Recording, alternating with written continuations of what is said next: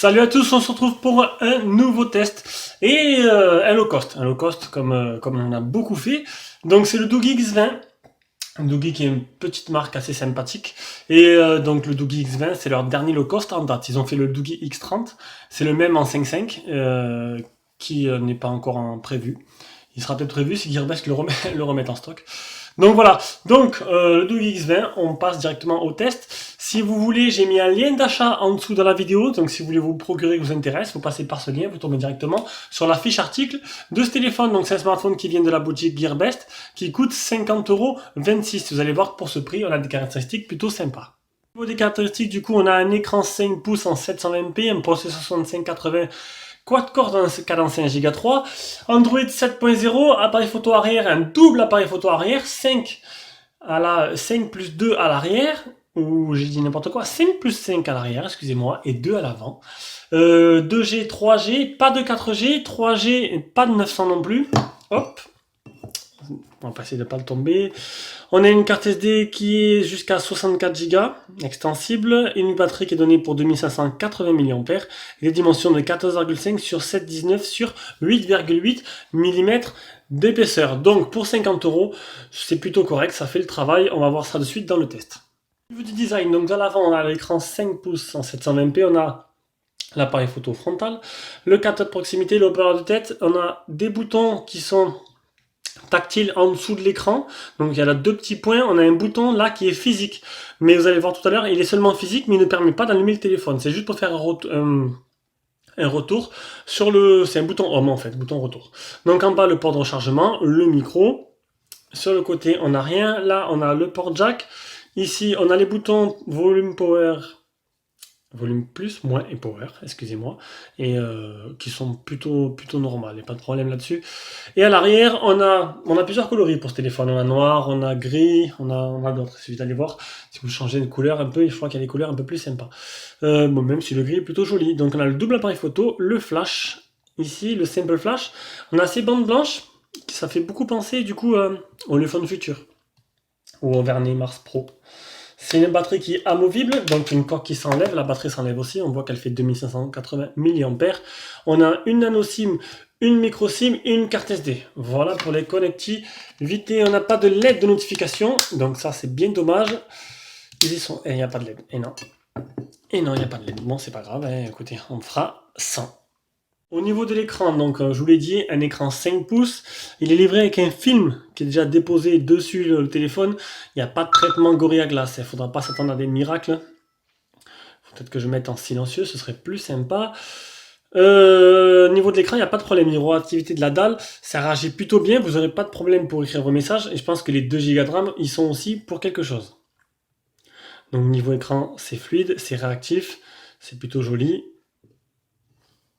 Si j'étais un téléphone avec screen off, ça va pas le faire non plus. Tac. Voilà, on va mettre, alors c'est là, on va mettre le screen touch test pour commencer. Voilà, ça marche bien. Et le display tester.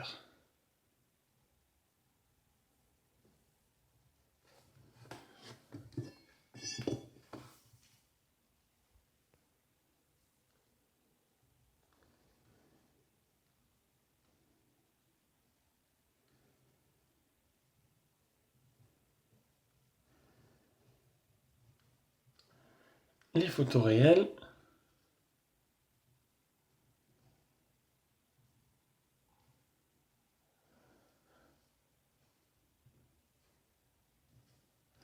Voilà. Et il manque plus que le multitouch et c'est terminé. Ce sera un 2 touches, c'est tout. Donc, et j'allais dire c'est terminé, mais c'est pas fini en fait. Tac, on va essayer d'éteindre ça. On va aller voir de suite s'il y a le Miravision. Donc il n'y a pas le Miravision, vous ne pourrez pas changer la nuance des couleurs. Voilà, donc un écran plutôt correct. Pour 50 €, il fait très bien son travail et il est assez réactif, donc c'est tout ce qu'on demande. Le logiciel, donc déjà le launcher, on a affaire à une sorte de Google No, un peu retravaillé, donc il n'y a pas de thème d'application, il n'y a pas trop de fioritures, de trucs en plus. C'est plutôt simple, mais c'est fluide et réactif. On a accès, vous l'avez vu tout à l'heure, sans faire exprès, j'appuie, donc on peut allumer la lampe de poche directement depuis le menu de notification, le volet de notification. Donc on est bien sûr du Douyi X20, c'est du Android 7, niveau mise à jour. Dans la mise à jour le 29 juillet 2017, mon appareil est à jour, je ne sais pas s'il y aura encore des mises à jour. Il ne faudra pas non plus s'attendre à que Douyi suive vraiment ce téléphone-là. C'est vraiment du low cost. Donc, on peut activer donc, le flash longue presse. Ça veut dire que, hop, une fois que le téléphone, voilà, vous mettez comme ça, vous laissez appuyer là, et ça allume le flash. Voilà, et vous rappuyez, et hop, il est éteint. Ça, c'est bon. Après, le split screen, donc c'est pour couper, couper un écran en deux. Il suffit pour utiliser deux applications en même temps. J'ai jamais utilisé ce genre de choses. Le gesturing lock, donc le double tap, on va l'activer. Ça c'est pratique dans le sens où ça permet de ne pas utiliser les boutons pour déverrouiller le téléphone. Et pour l'éteindre, vous pouvez installer l'application Screen Off qui, hop, donc du coup, vous ne pouvez, si vous voulez, ne jamais utiliser les boutons. Les boutons power, je parle des boutons Home. Il est presque indispensable. Après, on a les gestures motion, donc téléphone motion. Mettez le téléphone à l'oreille pour répondre. Et vous passez devant l'écran aussi pour répondre aussi. Le system motion, 2 points pour ajuster le volume comme ça. Et double tap to lock. Ah, ça c'est plutôt pas mal. Double tap to lock pour fermer l'écran. Du coup, on fait comme ça. Hop. Et ça éteint l'écran. Voilà. Donc double tap, vous l'allumez. Vous le déverrouillez avec. Bon, j'ai mis un mot de passe, mais ça sert à rien. Et hop, vous l'éteignez avec le double tap ici. Bon, c'est pas trop pratique, autant mettre screen off, le petit widget, ce sera beaucoup mieux. Allez, on repart dans les options. C'est pas fini, le smart, décidément, voilà, il est plein d'options, vous n'utiliserez peut-être pas tous, mais bon, c'est bien, il est plein d'options. Donc le Smart Somatosensory, c'est le capteur de proximité. Donc ça vous permet de changer les photos, sans bouger dans le launcher, bouger les caméras avec la main, vous passez devant. C'est pareil, pour moi, c'est pas trop utile. Vous pouvez répondre en faisant comme ça. Non, c'est pas trop utile. Il n'y a pas le mode poche. Ça c'est dommage parce que le mode poche, ça permet de pas que le téléphone se déverrouille. Donc c'est pour ça que j'ai mis un code. Parce que si vous mettez le double tap, il risque de se déverrouiller dans la poche. Donc on parle de la mémoire maintenant, 2 Go de RAM, 16 Go de mémoire interne. Je pense que c'est bon. Donc niveau logiciel, j'ai fait le tour. C'est fluide, ça tourne bien. Il y a beaucoup d'options pour ceux-là qui aiment. Mais non, il n'y a rien à dire là-dessus. C'est plutôt pas mal. Donc là, j'ai mis l'OTG pour tester. Donc bon, normalement, il ne fait pas OTG. Je vais quand même tester, donc on ne sait jamais. Donc il ne fait pas OTG. Hop, on va directement aller voir l'anti-malware.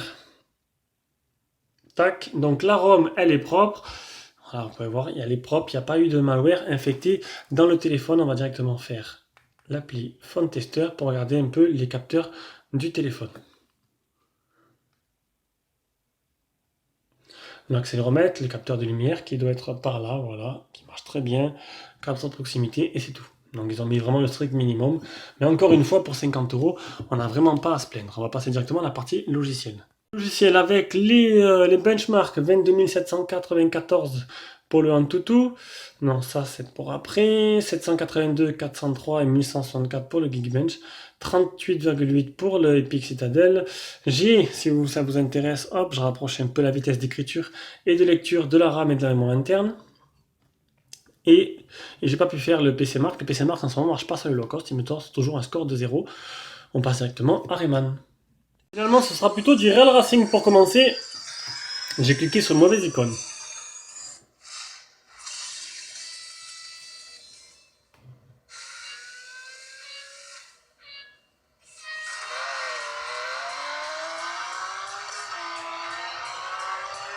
Oula, l'accéléromètre, il est vraiment bien réactif. Très sensible.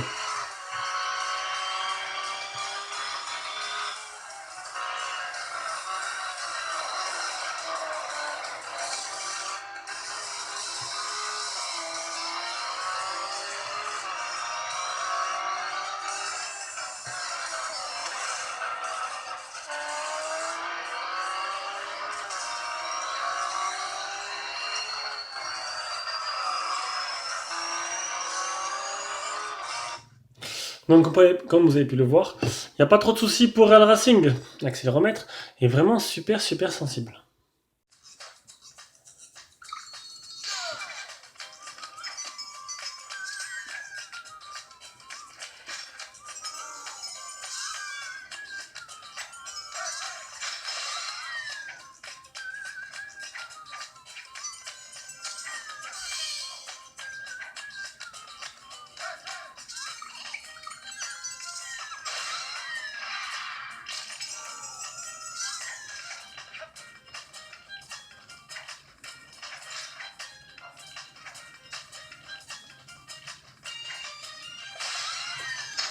Donc voilà, en jeu, il n'y a pas de problème, ça marche très bien, il n'y a pas de souci, on passe directement à l'appareil photo. On commence par la partie logicielle avec une légère surcouche sur l'appareil photo. Donc on a à gauche vidéo, photo, face beauty, le mode blur, le mode mono, le mode panoramique, le mode pro. C'est plutôt sympa, surtout avoir un mode pro sur un téléphone à 50 euros, c'est plutôt très rare. Très rare, très rare. Alors on revient en arrière, on se met en mode photo, clac. Donc là on aura peut-être, on a le mode HDR, info, détection de mouvement, détection de visage plutôt, taille de prévisualisation, taille d'image, retardataire. Voilà, donc maintenant ce que je vais vous faire, je vais vous mettre les photos en plein écran comme je fais d'habitude, et vous pourrez vous faire votre propre opinion, et on reviendra après pour faire un petit bilan.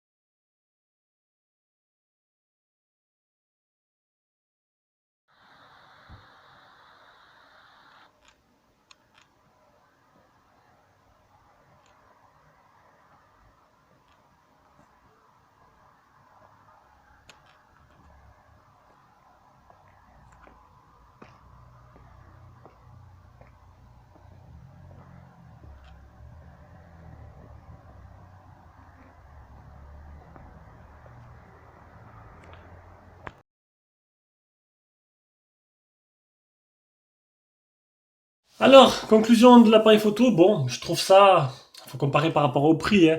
Pour 50 euros, c'est correct. Maintenant, faut pas trop zoomer, faudra pas trop en demander, mais comme appareil photo dans le point, voilà, pour celui-là qui aura ce téléphone, pour les petits budgets, je pense que ce sera largement suffisant, même si le selfie, il faut pas trop zoomer, c'était pas très beau de prix, je m'embrouille. Et pour la partie flash photo dans la nuit, peut-être qu'il manquerait un petit peu de puissance, mais sinon ça allait. Bon, bah, je trouve que pour 50 euros, on va pas se plaindre. On passe directement à la suite. La partie GPS avec le fixe. Donc 10 satellites trouvés, 9 fixés, 2 mètres de marge, donc c'est plutôt pas mal. Il a très bien marché durant mon utilisation. Après, on passe directement à la partie audio-vidéo. Donc, qualité de communication, elle est bonne. Maintenant, bon, faut pas s'attendre à des miracles. Ce sera pas merveilleux, c'est quand même 50 euros, mais ça va. Ils ont pas mis un truc dégueulasse, ça fait pas mal aux oreilles, c'est un peu le principal. On va directement passer à une vidéo YouTube et le son. Allez, un petit extrait de vidéo en 720p, sans le son, pour éviter les problèmes. Donc, l'image, elle est plutôt jolie. Il n'y a rien à dire. Les couleurs sont belles. Et on peut voir que le Wi-Fi marche très bien. La vidéo s'est lancée de suite. Maintenant, écoutez le son.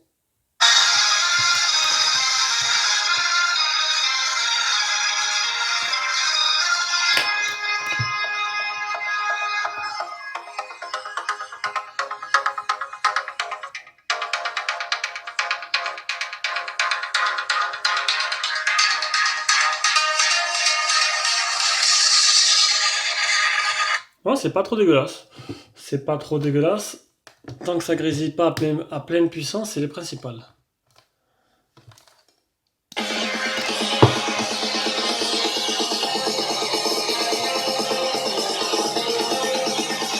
Pas de problème avec le port jack. Voilà.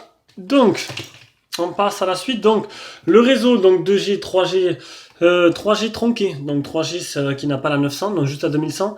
Donc pour ceux-là qui se posent des questions, la bande des 900 en 3G est la bande qui est utilisée à la campagne. Voilà, dans les grandes villes ou dans les villes en général, vous avez la bande des 2100. Maintenant, vous pouvez aller sur antennerelais.fr ou .com et regarder la bande, les antennes qui est à côté de chez vous. Mais normalement, il y a presque que du 2100. Le 900 est plus rare. Je vous ai dit, c'est que pour la campagne. Donc l'autonomie, une batterie qui est donnée pour 2580 mAh. Je l'ai mesuré à, attention, un roulement de tambour. Non, je ne mettrai pas d'effet. Hein. Et C'est une blague. Eh bien écoutez, vous avez vu, voilà. J'ai été pressé de faire ce test et j'ai oublié de mesurer la batterie. Bon, je l'ai mesuré, ben vous saurez pas. Pourtant, je suis sûr de l'avoir faite. Je suis sûr de l'avoir faite. Sauf que je l'ai faite, mais j'ai oublié de la prendre en photo. Donc c'est dommage. Donc ben, vous aurez juste le PC Mark. Voilà. 5h35 de PC Mark et vous aurez mon autonomie sur une journée type. Alors une journée type, ça a été 38 minutes. Oh, j'ai pas mal appelé. 38 minutes d'appel, 1h32. Là, il a bien marché là, parce que d'habitude, des fois ça marche pas. 1h32 d'utilisation. Donc c'était un dimanche hier. Donc toute la journée normale. 53% en 9h45. Donc c'est correct. C'est vraiment correct. Ça vous fait une journée et demie, voire deux, suivant votre utilisation personnelle. Voilà, donc le test du Doogee X20 est terminé. Un petit smartphone plutôt sympa à 50 € qui vaut la peine de s'attarder dessus. Donc après, il y a beaucoup de concurrence à ce prix-là et tous n'ont pas le niveau du Doogee. Maintenant, c'est sûr que bon, peut-être que vous trouverez mieux pour ce prix, mais après, bon, vous avez au moins mon point de vue. Voilà, bisous à tous. Prochaine vidéo, ce sera le week-end prochain. Cette semaine, je ferai pas de vidéo, normalement. On sait jamais. Mais bon, j'en ai à faire. Mais on va dire que je vais attendre ce week-end tranquillement pour les faire. Allez, bisous, ciao.